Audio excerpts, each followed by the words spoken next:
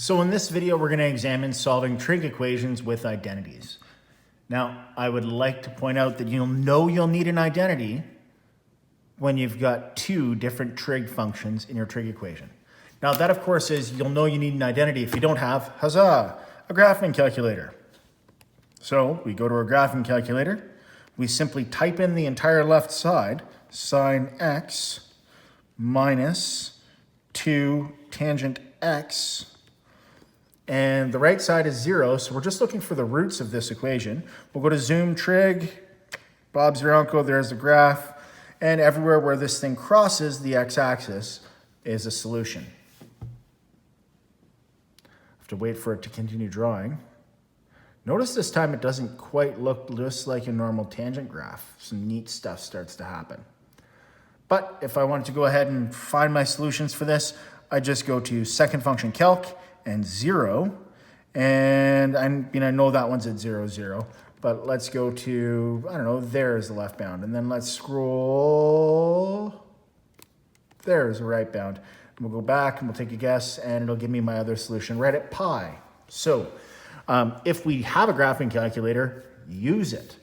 But if you don't have a graphing calculator, then to solve one of these things, you're probably going to need an identity. Now, what I'm going to do is I see this as being equal to 0 as being a nice simple thing for me to solve. So I'm going to start to think about maybe factoring this, but I'm going to write tangent slightly different. So I'm going to first off use a quotient identity to write tangent as 2 sine x over cosine x equals 0. Now I'm going to factor out sine. So I have sine x 1 minus 2 over cosine x equals 0. Now this looks a lot like a quadratic. It is. Remember, when you factor, the reason why you're factoring is because you're saying I have something multiplied by something else that equals 0. So that might mean I have solutions when this equals 0.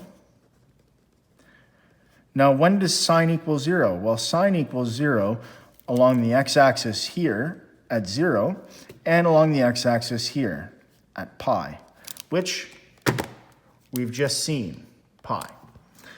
So from this, I have two solutions, x equals 0 or pi, and I could keep going, I suppose. Basically, every multiple of pi is going to be a solution. So if I was doing generalized solutions, I would say k pi, where k is an element of the integers, because I can go both forward and backward. Now, what about this other portion? Well, this other portion could also have zeros as well, too.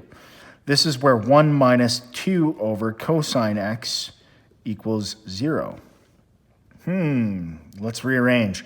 So we'll subtract this from both sides. We'll multiply both sides by cosine x. Now wait a second. When does cosine x equal 2? If you remember a graph of cosine looks something like this. And the highest it ever gets, where it starts, is 1. And the lowest it ever gets is halfway through its period at -1.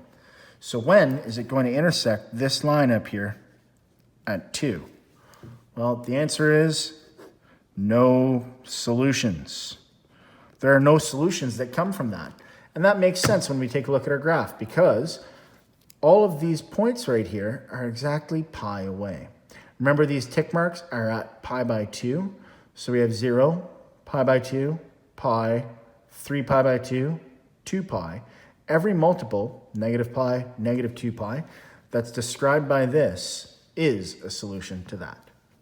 So that's how we can use trig identities to help us solve. To recap, often we'll use an identity to either rearrange it to a place where we can put one trig function on one side and a numerical value on the other, or we'll use trig identities in further algebra, like factoring, to break something up into multiple terms.